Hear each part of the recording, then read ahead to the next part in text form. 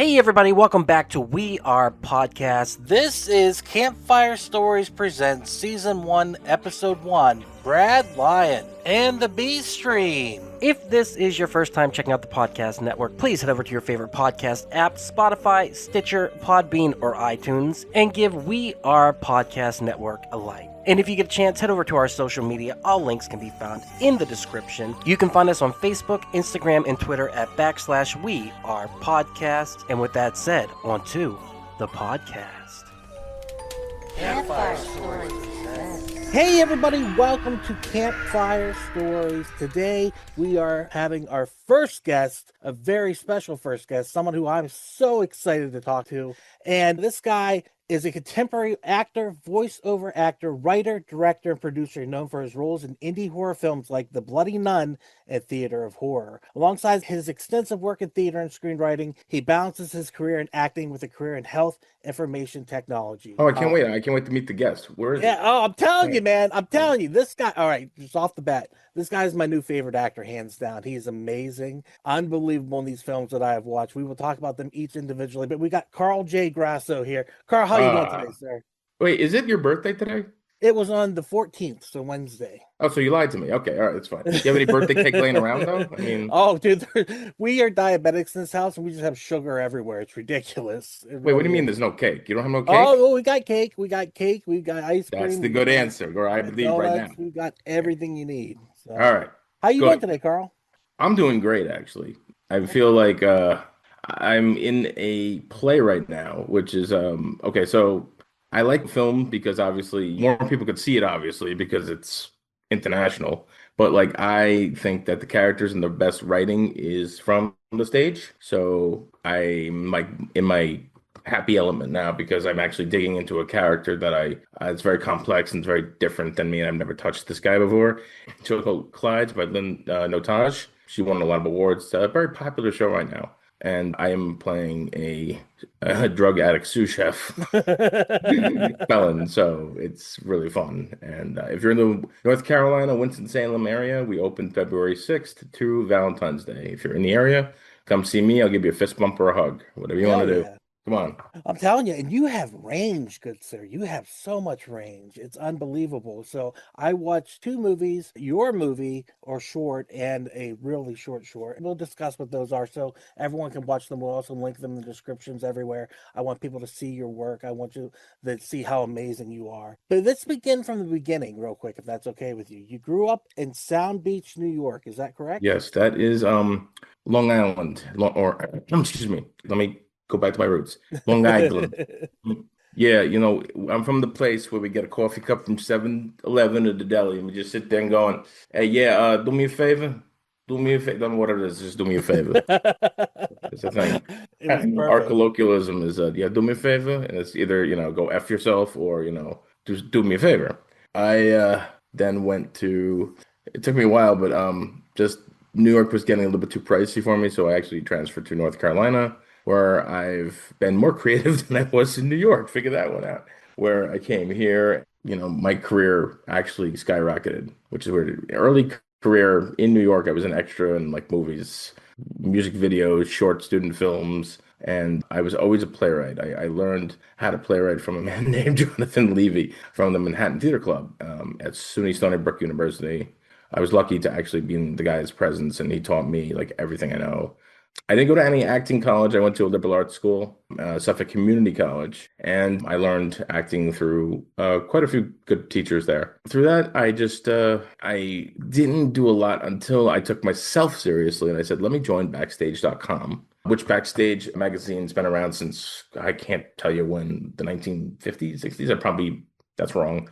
But that was like the initial magazine that actors would get to go for auditions. Same thing. So through that, I got a lot of gig work in New York and here. I still use it. I have an agent here. I just did a commercial recently, which I think you might see my elbow in the background. But regardless, the paycheck I could count. But so I guess I'm a working actor, but not an actor looking for work, which is a good thing. I was never like, let me go to LA and struggle that way. Probably because if I'm going to put struggle on myself, like let me not to something where I can't, afford to feed myself.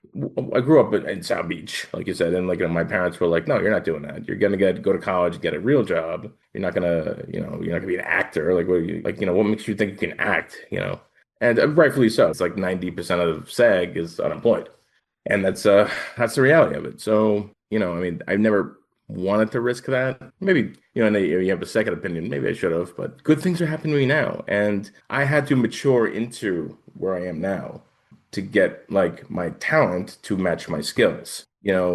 As a young man, I couldn't be where I am now, if that makes sense to you. Because not even just life experience, just like I needed to learn how to do it. Like you can't be a mechanic, your first day of school. You're not going to open up a hood and be like, oh, I can, replace a carburetor. No, you have to learn it. Same thing. You have to learn from different people, different techniques. And the problem is now, I mean, ego driven is like a profession in its own right. And I don't mean even acting. I mean, you got the social medias where people think, oh, I could be an influencer and make millions of dollars. And they have the ego first, and there's no skill behind it. Right. I mean, I'm sure we all have everyone opening up a social media and having a person doing like a skit with somebody, and you're like, just shut up. Stop it. You're not funny. This is why we have producers for television and movies that sit there and go, well, let's put this actor and this actress together and make a rom-com. You need people with skills and this thing called experience. Mm-hmm. And I didn't have the experience when I was a kid. And in fact, funny enough, the liberal arts college, I said, they actually voted me to never work in theater again because I'm short. I was like 5 foot. I'm 5'5", maybe 5'7" in heels, but don't tell them. That you want a motivator, there you go. I'm like, okay. You think I'll never work in theater again? And from that point on, I'm like, yeah. How many Blu-rays do you get? Yeah, exactly. So Yeah. you were kind of talking about it a little bit. What were you like as a kid? Did you know you wanted to pursue theater and writing and directing and all these things? I guess I was an undiagnosed ADHD. Now looking back at him, because Yes. when you're a kid, like, oh, I want to be a teacher, pilot, doctor, and I want to do that too. That's a big red flag right there. Like, well, maybe this kid has ADHD kind of thing. Now, I've never been diagnosed, but I'm thinking I always wanted to be a different person. Oh, wait a minute, maybe there's something in that. Yeah. I mean, I was a movie fanatic. I watched everything, and like I then became to a snobby cinephile, and then I grew back and go, well, Friday the 13th Part 4 is pretty good. Maybe I should put that right next to Citizen Kane in my They have Uber. their places. I mean, No, they do. that's what I love about indie horror. Some of the worst indie horror, considered by some cinema snobs, like you said, to be the worst, are my favorites. And that's the thing, is it holds a special place in my heart. Art speaks to you in different ways and speaks to different people in different ways. Yeah. So it doesn't matter, like you said, if it's Friday the 13th Part 4 or Citizen Kane, which I've never seen, but I've heard is amazing. Best film of all time. I'm sorry, most people haven't seen Citizen Kane, but a lot of people have seen Friday the 13th Part 4. Unfortunately, people haven't seen Citizen Kane. I So have a VHS of it. I just put it away earlier up on the thing. So I will pump up Citizen Kane briefly, real quick. Oh, I mean, it changed the game. There's no It doubt is about it's it. one of it's the footprint of everything you see now. Right. Okay, Right. Orson Welles invented Modern filmmaking. cinema, yeah. Let's be fucking. I mean, he just he cut a hole in the floor to make a shot. He did all sorts of things by moving cameras and stuff. So yeah, it's the movie. But there is a universe where you go, I could watch Return of the Living Dead 2 right now, and that's Citizen Kane. Yeah, like you don't have to do one or the other, like reality TV. Like you're not gonna see me watching that. I just can't. I can't get into that. I don't You mind know like what's surprising? As an editor, I can respect the hell out of that, because they go through thousands upon thousands of yes. hours of footage of mundane, boring crap. No, you're 100% right. No, yes, So yes. as an editor, I appreciate it. As slop, it's just slop. I call them contest shows, like a Top Chef or a Project Runway, or like there's like, oh, there's a goal at the end of the day, which is cool. But like when I was a kid, Jim Carrey made a movie called The Truman Show in like the late 90s. It's actually a brilliant movie. Like I didn't like it back then, but I remember saying in the theater, like, who the hell would want to watch a guy for 24/7 do like nothing? Oh, was I wrong? Like, wow, was I wrong? Oh my God! I also said I thought Titanic was gonna tank. So no one listens to me with the I'm bad. Technically, it did tank at the end of the movie. It was on a Not to tank. spoil it, but It was on the soundstage tank. So when you were a kid, like we were saying, you had ADHD, you loved the movies, right? Right. So when did you go, hey, maybe I can be an actor? How old were you? Like 10, 13? When did you tell your parents? Um, okay, so all right. It's hard to like say now because I'm gonna comment on today. Like everything is at your fingertips right now. Everything. Like back when I was maybe 10, like you said, if you're in a movie or an immersive experience, that should be something that you should bookmark in your life or brain or whatever. But like I remember like in a movie theater, I'm gonna say there's a film in 1985, 86. It's a Disney movie called Flight of the Navigator. Oh, yeah. It's a big special effects film, and Got Paul Rubens I in haven't. it. Yes. I haven't seen it in years, but I remember like just being so immersed into it, like the magic of. And people say like with like a Star Wars or something, and you just wanna you lose yourself and you want to be in that movie or be like the character and stuff. And I could probably do the Flight of the Navigator part or whatever. I know actually there's a history of that film where the lead actor had a rough life, so I'm not comparing myself to him, and then that was just an asterisk. But through there, I go, you know what? I can play make believe and stuff. So I'm like, well, how do I do this? And I had to secretly do it because my parents were not into it and everything. And I really learned through college. I can't sing a note, and you don't want me to sing a note. So like high school musicals, I mean, what am I gonna do? I can't do Fiddler on the Roof. I can't do Annie or Annie Got Your Gun or whatever the hell they do. And like so I did a little bit of backstage stuff and I kind of okay, this is cool. I could get some experience. Anything you can do to get yourself like I guess a foothold or just experience. Just think. So when I was in high school, the big horror boom came back. Like actually I just started college and I think there's a little movie called Scream that came out in 1990, December 1996. Not many people have heard of it. No one heard of it. Wes Craven, like, Who's listen, that? I was the guy defending Wes Craven with really bad movies. And then, I'm like, oh, Wes Craven. So me and my buddy were like, let's go see Scream. Like, and we went in there and it was packed. I'm like, geez, what's going on? And then the movie, was a phenomenon. So like me and my buddies over the summer made like a Scream ripoff with like a camcorder. Like through that I go, I mean, it was like 30 minutes or something. And I edited it together with like two VCRs, like old Oh, school, the old right? school way. Yeah, oh Yeah. yeah. And through that I go, and I learned, I go, this scene's too long. This scene's way out of focus. This scene needs more lights. So I wrote that down and from that point on, like 30 something years ago, I'm doing that now and thinking, okay, how am I gonna approach this scene? And when I'm on a set that I'm not gonna be rude, but like some people have, no idea what the heck they're doing. And I walk on that set and I go, you ain't gonna see me because your lights are either A, nowhere, or B, they're not plugged in. I was on a set of one terrible thing I got roped into, and there was a soda machine like in the corner, and they had like, oh, it was terrible. They had like a Samsung point and shoot, and I was just like, how the hell did I get roped into this? So they had like a recorder, I think it was like maybe a tape recorder even, like of their sound. Like, all right, well, at least they thought that they needed a separate track of sound. And I go, yeah, but you're not going to hear nothing because of the No. soda machine. Like, no, it should be fine. Like, it's not going to be fine. So I had to go over and unplug the soda machine.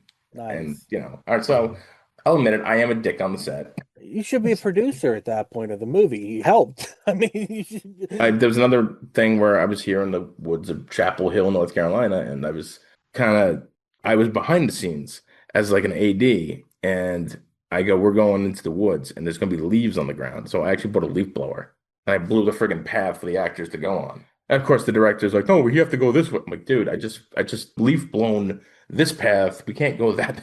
Yeah. And of course, well, the sound was crinkly with what the director wanted, but with my path, no crinkles. Like you gotta just think, you gotta stop and be like, listen, watch movies, watch TV shows, not reality. Watch real stuff. Watch Citizen Kane. Watch Friday the 13th 4. The audio is crisp. Why is the audio crisp? Because there's professionals doing it. And it goes back to As that well, whatever, Friday the experience. 13th part, whatever, you can hear everything. Okay. It shows definitely people with that inexperience and unprofessionalism that turn people off. It doesn't matter what you're doing. You can make an iPhone movie for like 5 minutes, but if it's shot well and you can hear everything and edited well, people go, hey, check out this thing. You got garbage, which is on every social media right now because everybody thinks they're a star. And the capacity of the cell phones are, I mean, I think was it 20 years later Hmm. was shot on an iPhone? Yeah, it's Yeah, the unbelievable. newer one too. Yeah. That's Danny Boyle. The guy knows what he's doing. Okay, Yeah. so you got to research. Just don't. Just it just isn't insulting that like everybody thinks they can do what I can do or what you can do. Yeah. It's like you And got to put your hours in.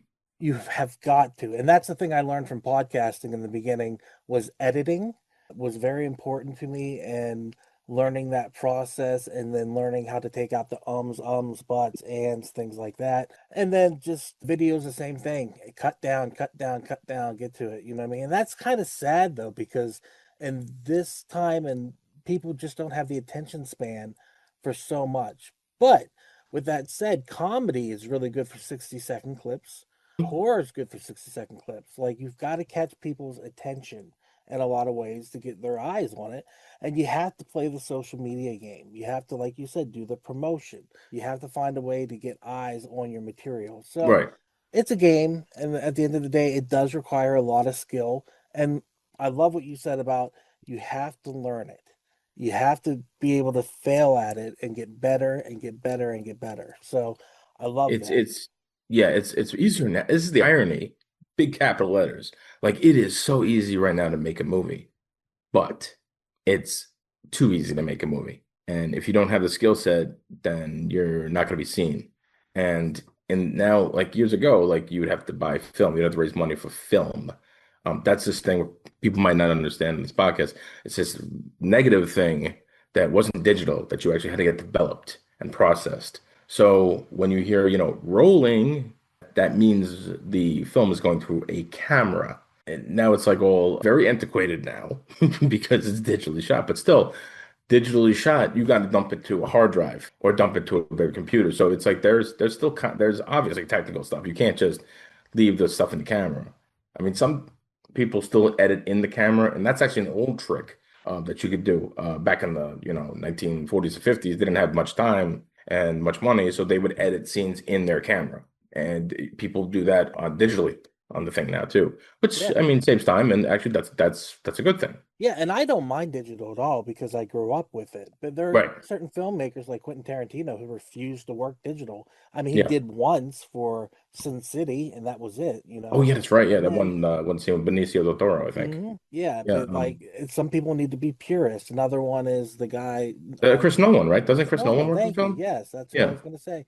But for me, I want to make a film eventually. I'm going to use my pixels. So that's my plan.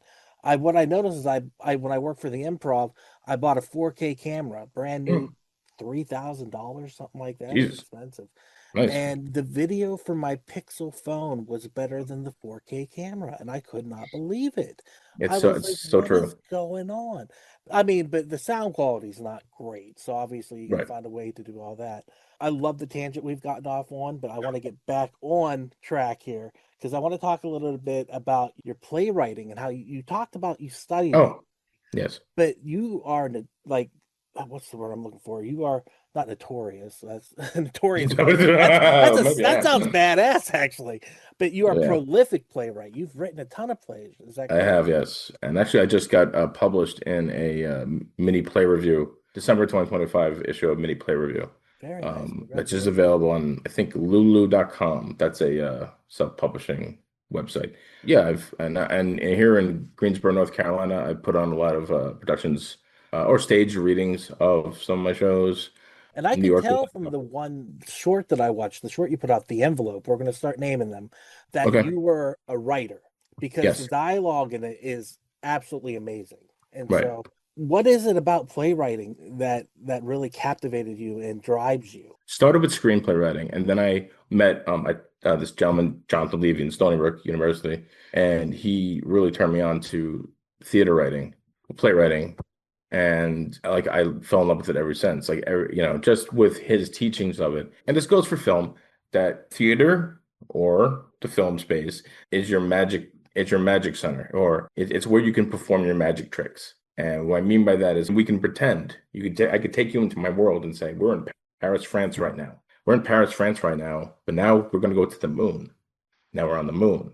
Now, and you could do that in theater. You could do that in film. You could do that in podcasting. I mean, you can make a radio play, that kind of thing. And I like that. I like that. Like, how do I trick, or not even trick, how do I seduce the audience into what I want them to see or hear? And that really turned me on in the sense of like, well, I could write a prose book, but like I get bored with all the detail. Like, well, the moon was white and it was rocky and dusty, and there was an American flag up there, and then there was a rover up there, and I'd just rather see like, we pan into the moon and you close up of the American flag and the spaceship and or playwriting, like like I designed the stage where it's the moon set and there's a flag and then there's the rover and then the actors in the spacesuit, that kind of thing. It's play. It's like, how can I play with my toys? How can my GI Joes, my Transformers meet each other in the middle? Right. And what people who have not been part of the theater don't know, I've always explained it's kind of like summer camp for a couple months, to however long it is. Everyone's on the same page. Everyone wants to have a good time for the most part. Sometimes you get some difficult characters, but everyone's on the same page. Everyone wants to have fun. Everyone has to work as a team to make the production happen. And as a director, how do you view it whenever you direct plays and theater and things like that? Exactly the same thing. The worst thing a director could be like, I am a director and you will listen to me. Oh, okay. All right, cool, fine, whatever. I want to go right up to that actor and be like, well, how would you do this? Well, what do you think? What do you want to do? Tell me what you want to do. I'm going to sit down here. I'm going to watch it and see if it's okay. And yeah, I get the final say. And I go, we should do this instead of that. But like, I'm very directable myself as an actor. I want you to tell me if I'm doing something wrong or right. Like, do you want me to do this? Do you want me to do that? And I always say this as an actor. I go, all right, you're going to keep the handcuffs off me. You're going to loosen one, or are we going to just keep one strapped to the table? Are you going to be brave and take all of them off me and see what happens? So I extend that courtesy to the actors and performers. And I love all my technical people. I go, how do you think we can do this even on stage? Like, do you think we can do this special effect? How do we do this? Let's find a way to make blood come out of something, or let's make a fog machine do this. And you use the same tricks in film live on camera as well. Sometimes that's easier than some of these CGI nonsense that you just go after a while, you get a headache. You're like, okay. Do you find it hard to act against things like that, like CGI No. or no? Not at all. I've done a few like just green screen stuff for friends of mine and stuff, and just like, all right, you're a weatherman, you stand here and you be the weather guy. All right, yeah. Just they added in like a CGI monster that was chasing me through a church, and it was just like like just lay back and like this tennis ball was the monster. Like it's they've been doing that for years, and you have to react to it as something that's coming after you. That's the whole thing about acting. That's where the skills come in contact. That tennis ball is the scariest monster you ever seen. And I got to convince the audience that that's what I'm seeing. Right. And if I don't do that, then I failed. The B Stream. That's right. The B Stream is now on Apple, Android, and Roku TV and devices. The B Stream is a subscription streaming service dedicated to B movies, horror gems, and cult classics. Built for adults, we celebrate the edgy, hard-to-find films others won't. Not just Hollywood films, we spotlight indie filmmakers, underground favorites, new horror, sci-fi, and cult classics. If it's unruly, outrageous, or unapologetic, it belongs here. Visit thebstream.com and use promo code DUCKY, that's promo code DUCKY, for 50% off a monthly, quarterly, or yearly subscription. Don't miss out on the B Stream. Download now for Apple, Android, or Roku TV or devices. All links can be found in the description. Uncut, uncensored, and uncompromised. If it's not the mainstream, it's the B Stream. So when you got pneumonia, you got really sick. Were you acting around that time, or you weren't really doing anything at that time? Good God. Because I read that you got pneumonia and you almost passed away. How the hell did you know? I don't know. It's I've been doing research, but wow, that's some research. But you're right. I got pneumonia about 2013. I almost died. It was my lung was filled with fluid, one of them, and the other one was almost filled. And yeah, I was out of work for about a month, and no, was I acting? No, actually, that was the catalyst. I was writing back in New York, and I go, listen, why am I working myself to death in something that I don't want to do or don't I need to do it for, making the money, but I mean, I need to be me. So that was like actually the catalyst for me to get backstage.com or look at like local job postings for film. I was at a local school and I turned my head and there was like this, little casting call for a short little movie. Like, screw it. So actually I had an audition with these kids, nice guys, and they put me in their movie. I'm gonna be fair, not the greatest short film of all time, but I liked it, and I got feedback like, "Well, the movie was okay, but you were really good in it." I'm like, "Nah, stop it." And he's like, "No, you were." Okay, well, what if I can do it again? And for that, I started in New York, started getting more little roles, and started building my portfolio. And now I have, Oh my God, God, 50 so something many credits. credits. How many credits did you say? Oh, I 52? can't tell. Maybe over 50 of like little things. Oh, it's so I, many. I still got to add some now.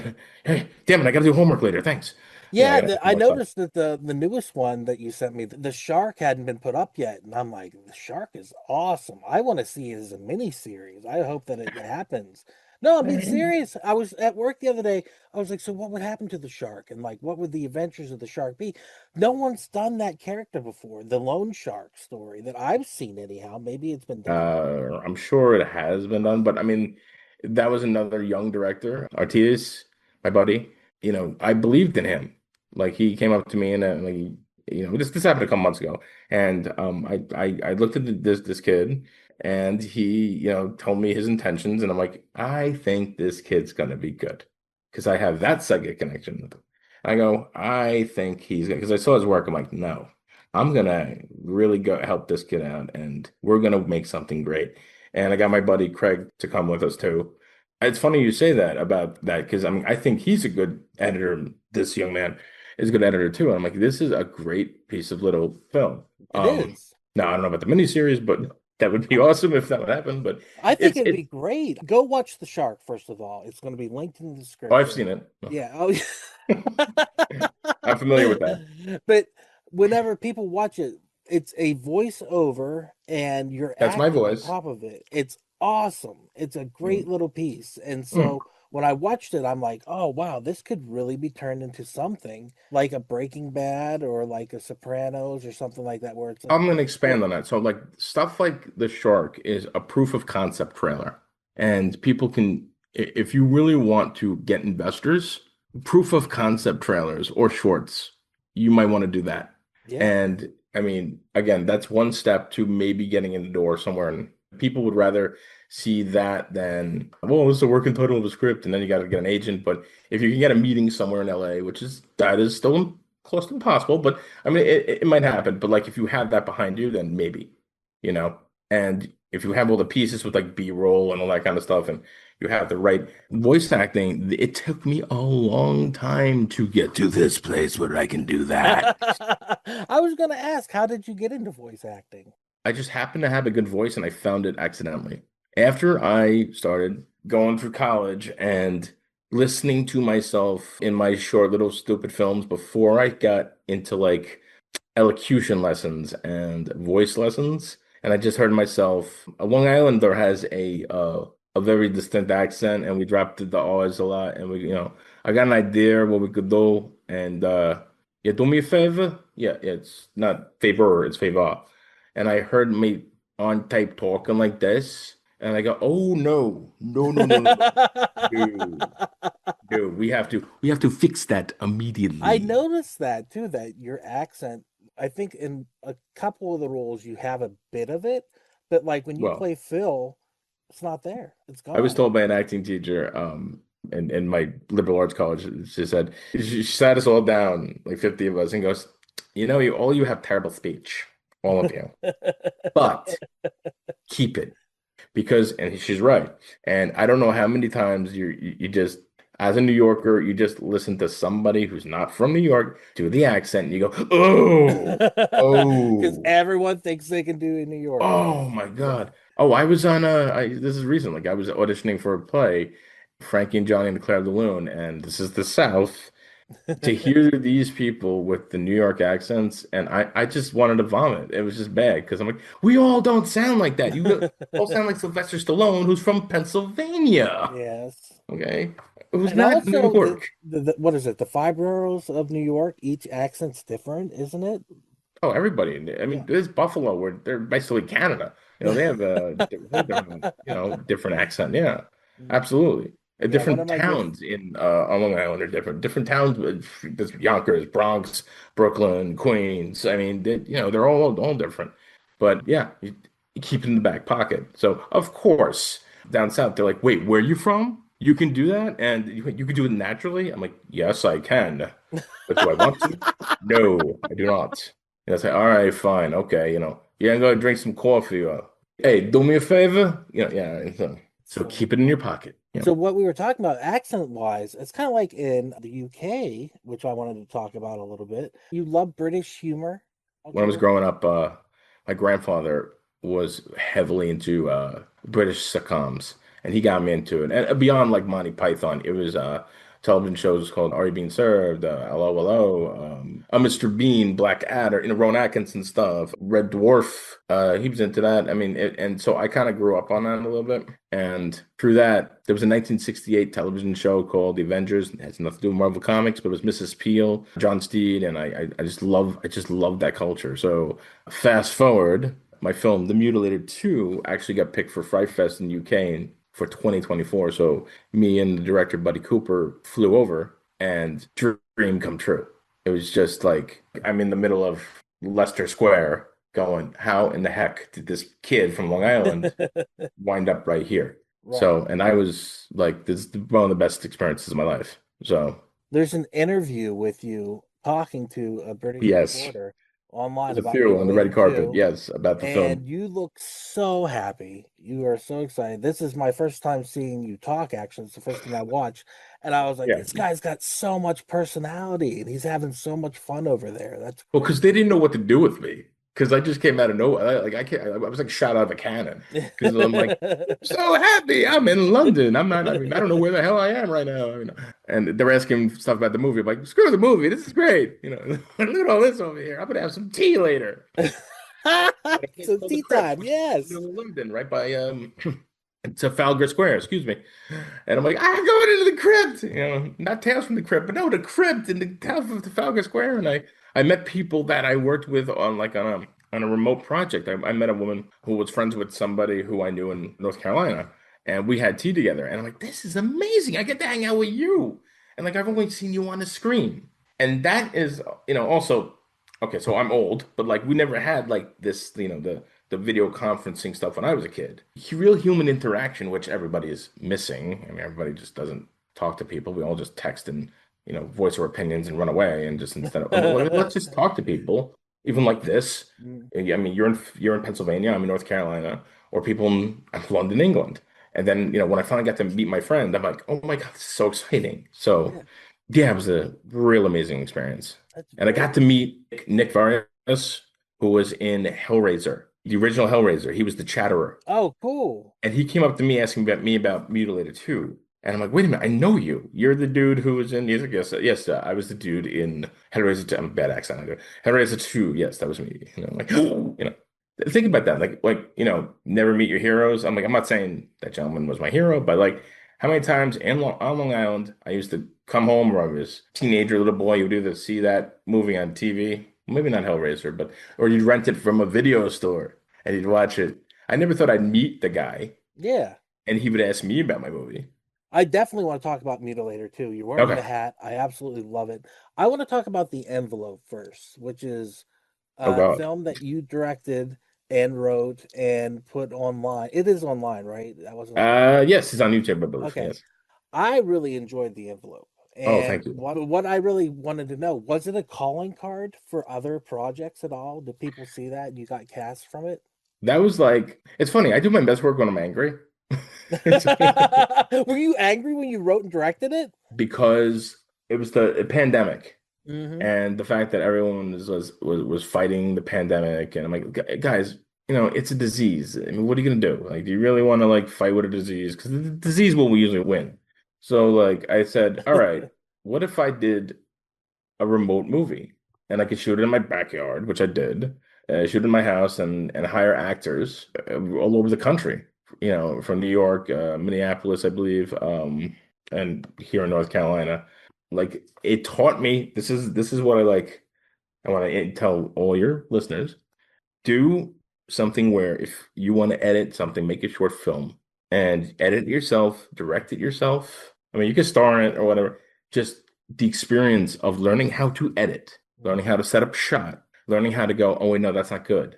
No, because I am not the best director of me because I don't like watching me. So I pick the worst takes probably. I've learned that. I have to grab like I've directed other stuff and I've had people like, is that good? And they'll tell me yes or no, or you're fired. You tell me how bad I am.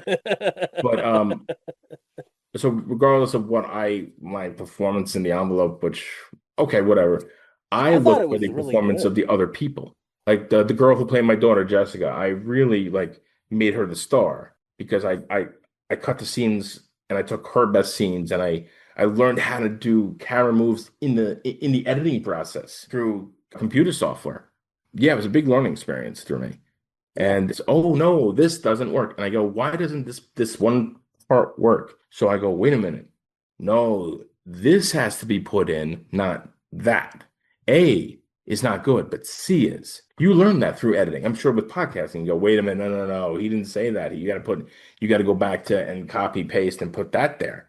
And oh wait, he burped right here. That's really important. We got to take the burp out. You got to fix your mistakes. You got to learn from your mistakes. Nobody's perfect. I don't care who you are.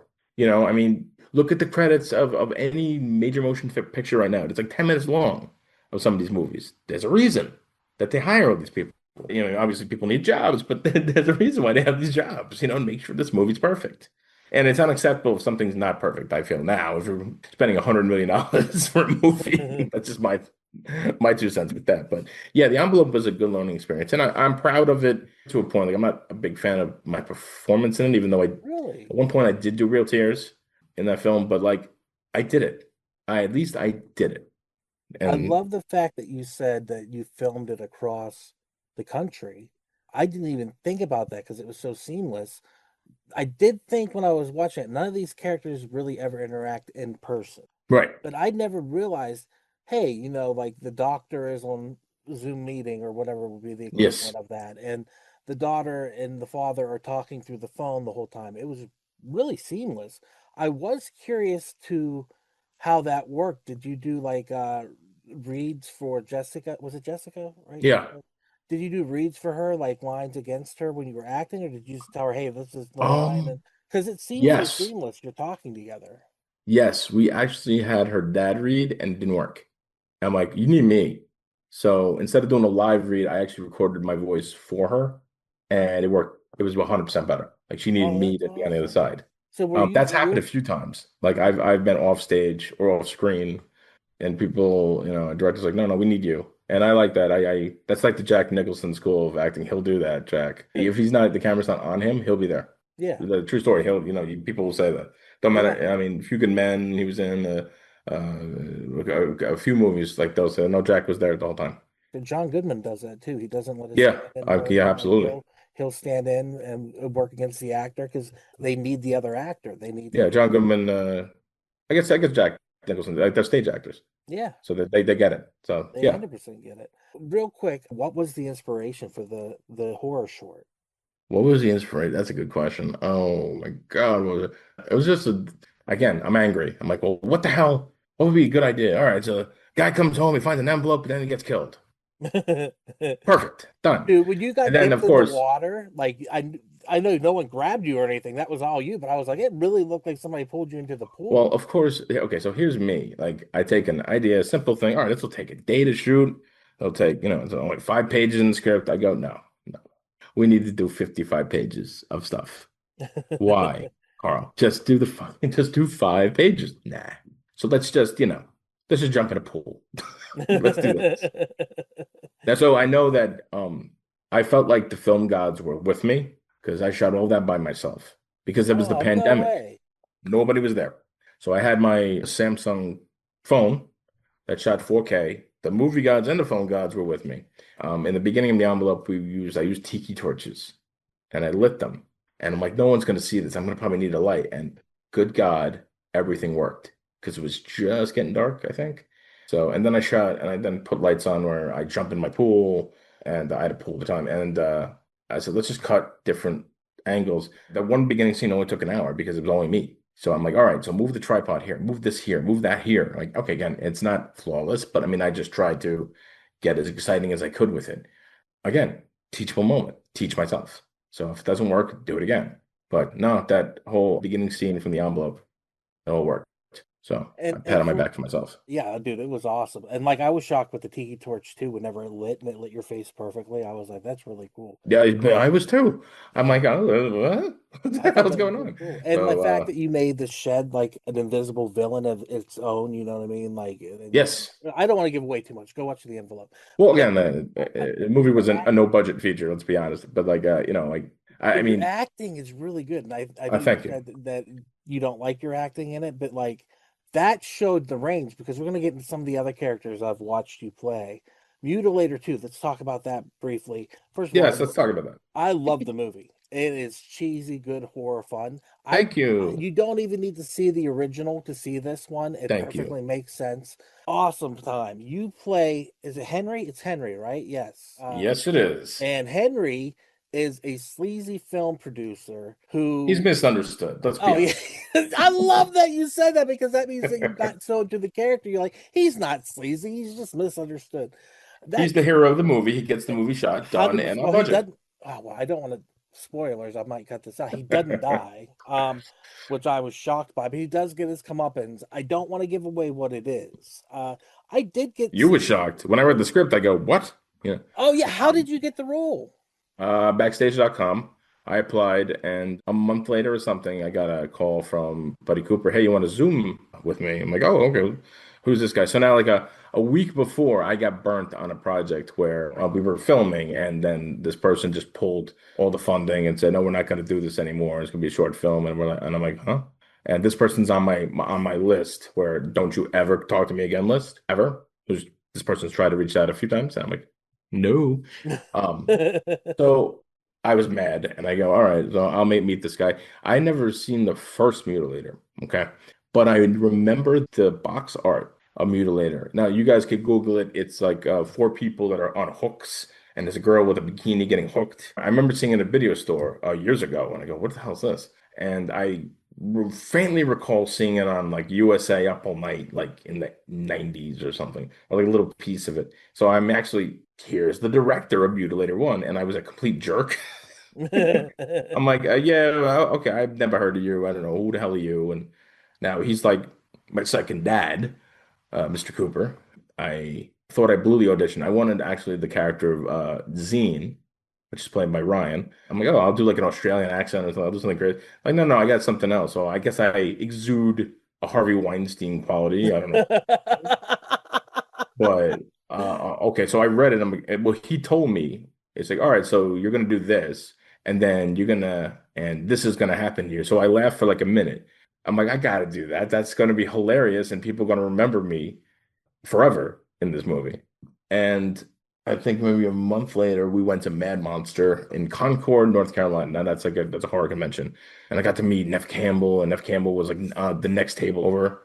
I'm not out of school, but she was so cool and nice to us. I got to meet David Howard Thornton, who was like, this is before he was major league, a giant star. I got to talk to him for like 20 minutes. Yeah, he was really cool. And then we actually got on a panel, and it was going to be just him and yeah, just him, I think.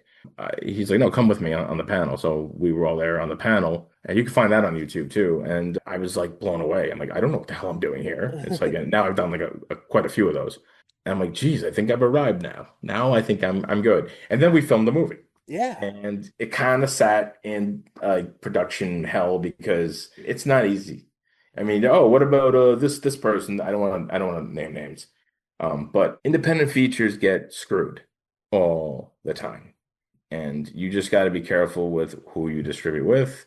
There's a back end. Are you going to do physical media, and where do those sales go? Are we going to have a DVD in Walmart? That kind of thing. So I mean, it's very complicated. But Mutilator 2 has brought me some great fortune in the fact of where I've gone. We premiered it in Las Vegas. Joe Bob Briggs. Love and Joe. Darcy the Mail Girl. They hosted us there at the Joe Bob Briggs Jamboree, yeah, Vegas Jamboree, and we had like 8 screens or something, and we all Oh watched our wow. movie. And on the ninth screen, I think it was Puppy Patrol or what, Paw Patrol, I think.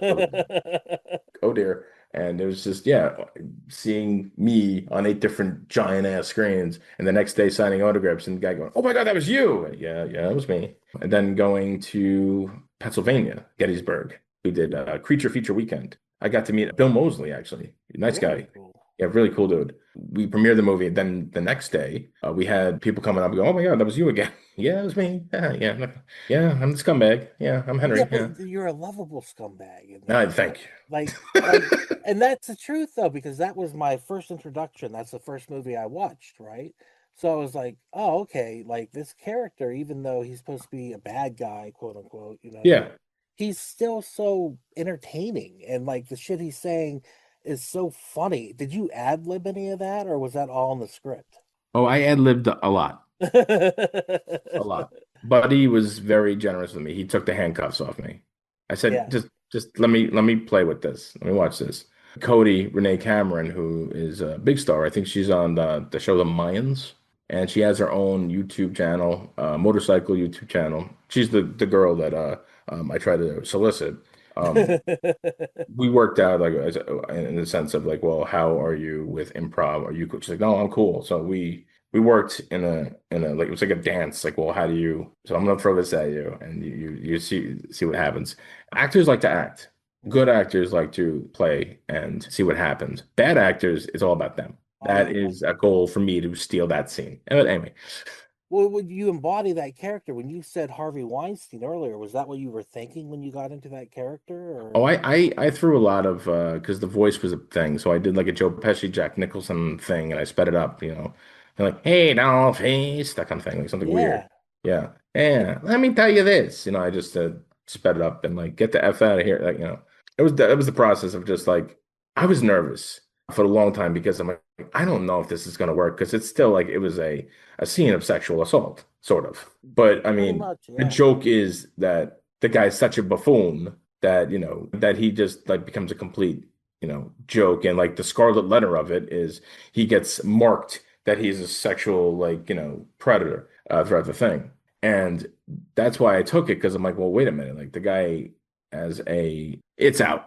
uh I get a rubber head glued to me. Now you wear there.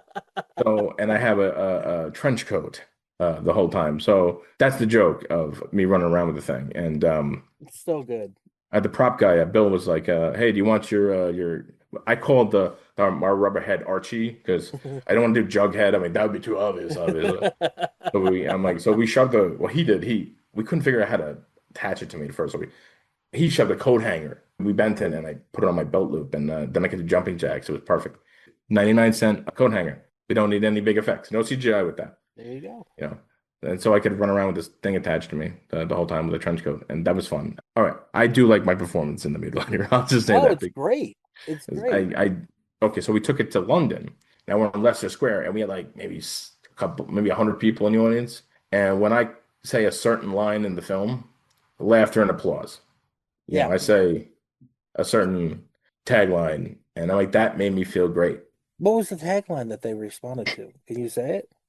I heard you suck a mean dick. Yes. Okay. Okay. As soon as I say that, people loved it. Gettysburg, the same thing. Vegas, some same thing. Orlando. As soon as that line comes up and people start laughing, they like it. Yeah. And I'm like, oh, good. And then afterwards, I mean, in London, it was like, yo, you were the great. Oh, I'm not gonna do my accent again. But like, people came up to me, oh, thank you. I'm glad I was a good sexual offender scumbag. But okay, they no, London loved it. My Yeah. favorite line that you say in that was, he was an asshole. Because when it cuts to you, that cracked me up because after that funeral, I'm giving away too much about the movie, but that was my favorite Watch the line. movie. Yeah. Yeah, your Buddy delivery on loved that everything. moment. He loves that moment. He still loves that moment too. Yeah. In fact, that's a joke. Like he'll like say, "Hey, you're an asshole." I'm like, yeah, I know. Hey everyone, it's just Duck jumping in here real quick to say thank you so much for checking out the podcast today. If you're enjoying it, head over to your favorite podcast app, Spotify, Stitcher, Podbean, or iTunes, and give We Are Podcast Network a like. And if you get a chance, head over to our social media. All links can be found in the description. You can find us at Facebook, Instagram, and Twitter at /We Are Podcast. And with that, back to the podcast. When I was in London, you guys a big fan of Rob Zombie movies? Yeah, How about Game of Thrones? yeah, of course. Do you know the actor Richard Brake? No, I He don't. was the Long King. He's in like every Rob Zombie movie. He's a Okay. British actor. I'm a fan of him. I accidentally kind of bumped into him and tried to give him like a poster of a movie, and he kind of looked at me like I was a piece of shit. I'm like, oh, I'm sorry, I didn't know, but I didn't know it was him. I'm short. I'm 5'5", and they're like him and the guy who played the new Herman Munster. I can't think of his name. I I know who you're don't know talking his name. about. I'm so sorry. He was really nice. And the new Rob Zombie, well, newer Rob Zombie version of the Munsters, he was cool to me. But, like they were premiering a movie also in London, and just Buddy has this thing like just go up and because he's from the South, just generally just talk to people, be nice to them, throw them a poster, throw them a hat, throw them a t-shirt. This guy looked at me like I was a worm. Richard Brake. And I go, oh shit, I actually like this guy, And I'm like, yeah, all right. I've met some people at the conventions, and like some are better than others. I'm not gonna say who, but like I met Amanda Beers from Married with Children and Fright Night because we were in Scarathon at Syracuse, and it was the 40th anniversary of both Mutilator One and Fright Night. And so meeting her, she was so gracious. And William Ragsdale, I mean, for me as a kid, here you go, meet your hero. Like I watched Married with Children religiously with my father and my grandfather. We loved her, and the fact to actually tell her that it touched her. I mean, she was like, really, no one's kind of ever said that about Married with Children to me. Like, no, you were like appointment television back then. Yeah. And that was another highlight for me. Here we go. Highlights. Find the things that you love and tell that thing, whatever it is. You're into baseball, whatever. You love that, and make it clear that you love that. My big advice. Boom. Podcasting. What do You you? love Oh, I do love podcasting. What do you get recognized for the most? Do you think? I guess Mutilator right now. You have so many credits. I do. Well, it's not like, hey, you're that guy who, no, actually, that has happened to me. Based on Mutilator, I played Hunk in a film called Bloody Nun: The Last Descent. I play Hunk twice. The first character was really serious. I think that's gonna come on Tubi very shortly. I hope so because it is hard Bloody to Nun: find. The Descent. You could buy it on Blu-ray. It is on Tubi right now, and I play Hunk, as I say, 2.0, where I have pink pants, and I actually think that's one of the best performances I've done. And I don't say that about me. I never say, but like I sat there and I watched it. I had another podcast, and someone just played the whole thing for me. And I go, damn, that's good. I'm like, wow. But here's the thing, like you have a portfolio, or we call them reels, sizzle reel of different performances. You have to play your scumbag, you have to play your nice guy, you have to play the hero, you have to play the villain, you have to, why? Because it shows the range, and they can employ you that way they can do different things. And that's what I was saying. You have such range because the last film I watched with you in it was Blackest Darkness, which I really enjoyed. Oh, thank you. Yes, that is one of my and favorites. and you play Lou in that, who's, for lack of a better term, a goon, I guess you would say. Yes, And that's my Mike Acosta, who kind of was he's a big fan of Kubrick and David Lynch, and yeah, he wanted to mix the genre together. I really And enjoyed I that. loved the script, and I could not wait to do it. You had the best lines in the film, I feel like. Other than You always do. I'll give you a $20 hand job, which you did not say. No, I did not say that. But your jokes, like whenever you're like, this guy's fucking with me now, like stuff Yeah. like that. Like you had the best lines, and you always got the one-ups on everyone, no matter what it was. You were the smart ass in the film, and Well, the cast was amazing too. So we were all like playing with each other, and I liked I don't know that. who the lead actor. I looked it up earlier. The lead actor, he's so good in that. Oh, he's good. Yeah, Aaron Dunlap. Yeah, he's really good. Yeah, Very I good. would love to talk to him someday because I really enjoyed his performance. Hmm. But your I performance, know a guy who might know him. oh, that would be awesome. Yeah. But your range, like I said, across all these things that I watched is just amazing. And Thank you. that's when I watched The Shark, and the first thing I thought was, this guy needs a series. Do you consider yourself a character actor then, or just an Yes. actor? Okay. Yes. I mean, yeah. So again, going back to the conventions, I was standing next to Keelan Lutz. You know who that is? Mhm. He's from the Twilight movies. Yeah. Yeah. nice guy. He's like 9 feet tall to me. Like the guy's huge, he's like built and everything. And Like an Adonis at that. Like so. yes. And then there's Peter Fischelli, who he's a nice guy. Jackson Rathbone, very nice man, very nice man.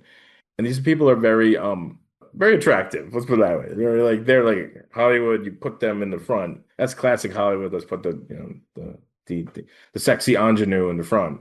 I'm the guy who's like the best friend, or the fat funny best friend, or the landlord who says, "What's going on down there?" That kind of thing. But you know what? I'd rather that because those characters are better written. Yes, they are. Always. Doesn't matter. Because you need supporting characters for your lead. You need them to interact with somebody, or it's just not going to be as interesting as you think. Granted, like 2001 is a great movie, Stanley Kubrick's Space Odyssey, but do you remember Cara Dawula's performance? And no offense to that gentleman, but I mean, no, his character was never flushed out. Neither was the other gentleman who played the other astronaut. No, you remember Hal the robot. I mean, the AI robot. You remember the monkeys, chimpanzees in the beginning of the movie with the bone and everything. Then you remember the visuals. You don't remember, unfortunately, the lead character of the movie. So, I mean, that's one example of that. And I'm not alone in that. There's, a lot of film criticism about just that. But that's an amazing film. But no, the supporting characters are written much better. Yeah, the protagonist tends to be somewhat boring, or the Oh, but believe me, but I love playing the lead. I would love to play the lead. I played last year on stage. I played Hercule Poirot from Murder on the Orient Express, and it was like my first real lead. I did like 3 months of work, like vocal work, learning how to speak French, changing my body physically, like growing a mustache, the whole thing. I actually will pat myself on the back. It was one of the best performances I've ever done. do you film your stage plays so you can watch them again? Well, and that's a rights issue, and it depends, I was on gonna who say, is you're that not supposed taboo to. also? Is that taboo at all also within theater? No, no, not at all. No, you can find on YouTube many performances of stage plays. It depends on like what it is. Like you could probably videotape a Shakespeare show every day of the week, but maybe not like the show I'm doing, Clyde's, which is probably very copyrighted right now because everyone's doing it, and rights issues all abound. But again, like stage is stage. It's really not that good to shoot unless you're actually shooting it like a TV show. And I've seen that. I've seen people productions. There's some theater alliance group where they film professionally theater plays. Gillian Anderson was in Tennessee Williams Streetcar Named Desire. You can actually watch that on it. Oh my God, I think it's Broadway.com. It's some theater website, but general rule, you want to go and actually see it. Yeah, exactly. And support that. Just like comedy. Like I was in comedy for years. We always say support local comedy in any way Oh, of course, yeah, you absolutely. can. With Or, that said, or local bands or local musicians. have you ever considered doing stand-up or improv or anything like that? Okay, I'm gonna be a snob. All right, so I tried to do stand up once and I walked right out. I couldn't do it. I was too nervous. Because I'm like, well, again, I'm from Long Island, and I just saw this woman, this heavyset lady come in, and I could just picture in my brain, I could just see her like with a cigarette going, "Okay, kid, make me laugh." No, not happening. Bye. That kind of thing. And improv group, you mean like, Yeah, you would yeah, be great at improv. it's against my DNA because I feel you could write stuff. There's like one or two great improv groups. We got the Upright Citizens Brigade, which I auditioned for, did not get in. That's a famous one in New York City where I think Amy Poehler is from. Of course, I'm probably lying, but I don't know if she was there when I was there, when I was there, and when I auditioned. When I auditioned, I was never there. Um, I'm not a big fan of improv because it's like it's either gonna work or not. And like I feel like everybody thinks they're funny on the stage, but they're really not. You go, okay, that's good. Did you try that out somewhere? And I want to try something out and see if it's funny first before I go and all right, give me a state. Okay, we're gonna do Minnesota. Okay, and then we're gonna do I need a fruit and vegetable. All right, okay, I'm out. I'm out the door. Bye. I don't want to know about the Minnesota oranges or something. Please, ridiculous.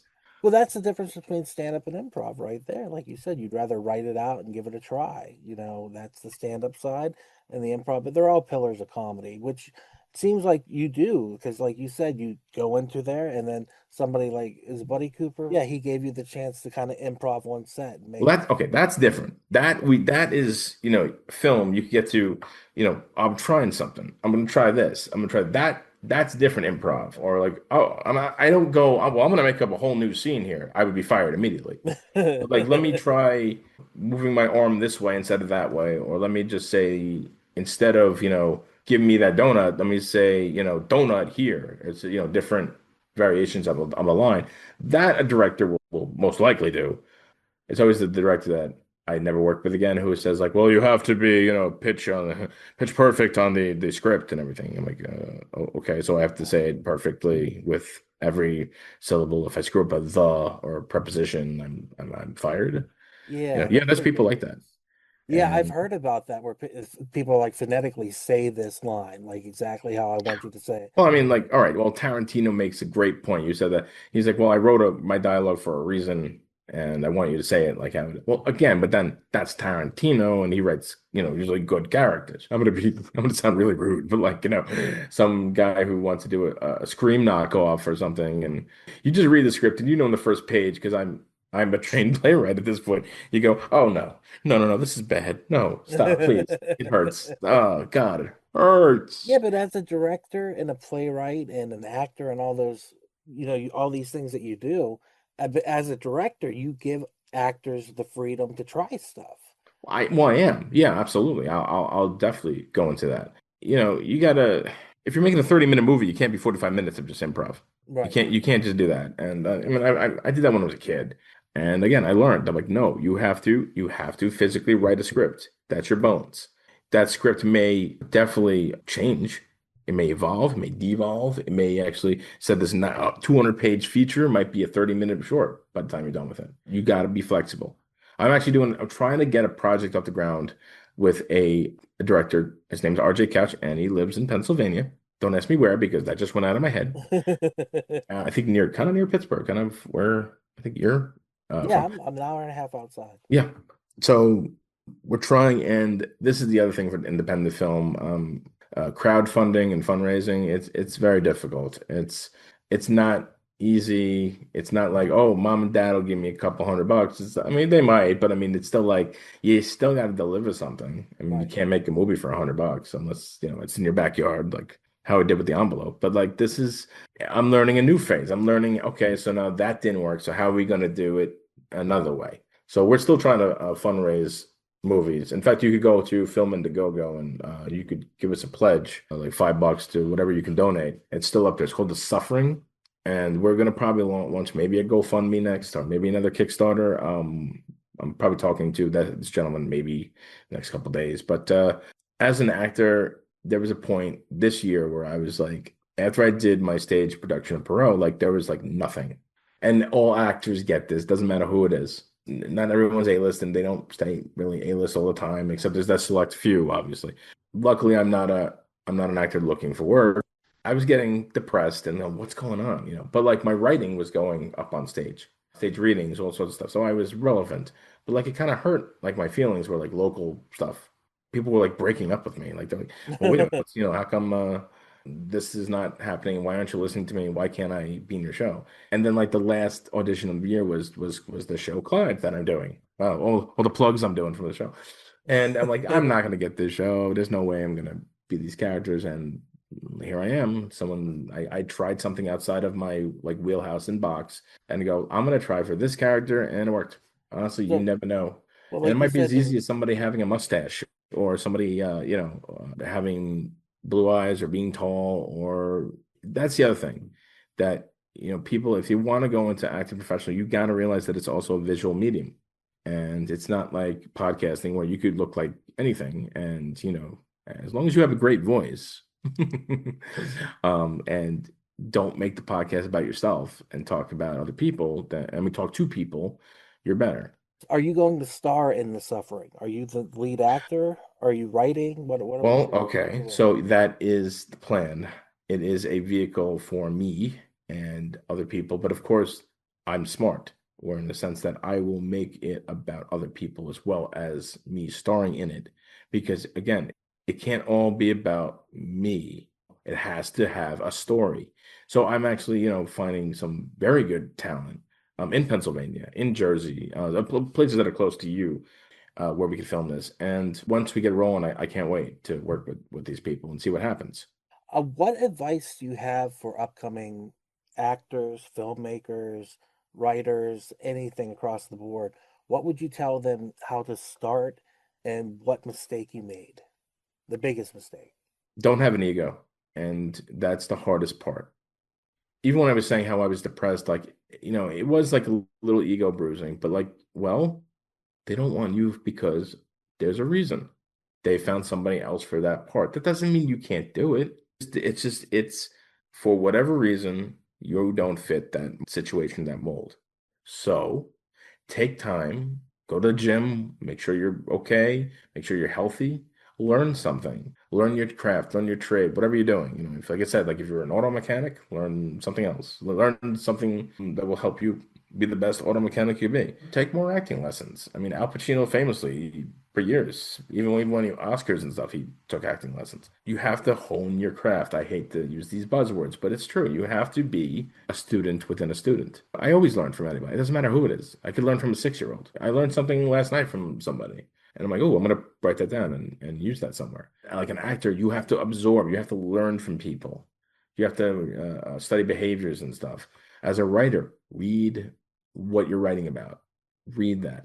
And stay off social media. That's not the right thing. Yeah. Go to actual articles. You have to educate yourself. And I'm gonna actually plug YouTube. You want to learn how to do things, just find the right YouTube video. I mean, you could, learning how to, build a deck in your backyard. You could find somebody who could teach you how to do that. That doesn't make you a professional. But like, you could learn a little bit. It's called doing research, for real research, and, going to a library. Support your local libraries too, by the way.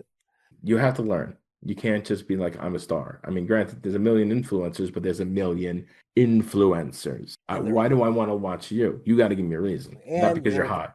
Oh, well, that'll work, but eventually they'll be canceled, so don't worry about it. Is there anything else you'd like to talk about? So London. So I get off the plane basically, and we're like exhausted, and I'm walking around Leicester Square, and I'm like, what is this? Like, what like where are the street signs? And they're on the buildings. If you go walking through London, they're like on the buildings. It's like such and such street. And I'm like, where am I? This is great. And then that night we had like a Fright Fest meeting at a bar. And a buddy couldn't go. He had to work back in the United States. So he was remote Zooming to the United States. It was morning here, but night in London. So I'm alone in this bar with all these British people / celebrities. And I'm like, wow, what do I do? And literally, like, they walked up to me because of my hat. And like, we know that movie. We know that. And I felt, oh my God. So there's fans over in London. So now I have fans in London. So fast forward, all right, I'm doing the festival. We do the show. People recognize me. So I go, I don't know why, but they had like the event gala at like the last end of the week, which was, it should have been in the beginning. We all said this. So I got to meet someone from Army of the Dead. That's Zack Snyder. She was in the beginning of the movie. There's a bride that performs a certain act on her husband, and that actually starts the apocalypse. I met her. I met the director of her film. I met tons of directors, and I get to meet Scout Taylor Compton, right? This photograph, I actually have a picture of her. I walked up to her. I'm like, I know you. And she's like, I know you. And we actually had mutual friends who made a movie with her in Los Angeles. She was in Rob Zombie's Halloween, right? She's in the Rob Zombie's Halloween, correct? Yeah. I was a fan of her because she was also in a movie with Kristen Stewart about the Runaways. She played Lita Ford, so I knew her. I'm like, oh yeah. So I talked about that, and she knew mutual friends. And I'm like, would you mind taking a picture so I could send it to my buddy Will Colazzo Jr. and Julie Prescott? I said, of course, yeah, fine. I was doing my hand. A French woman walks by, and she goes, oh no, I'll take it for you. And oh, thank you, ma'am. That woman was the director of the movie The Substance. No way.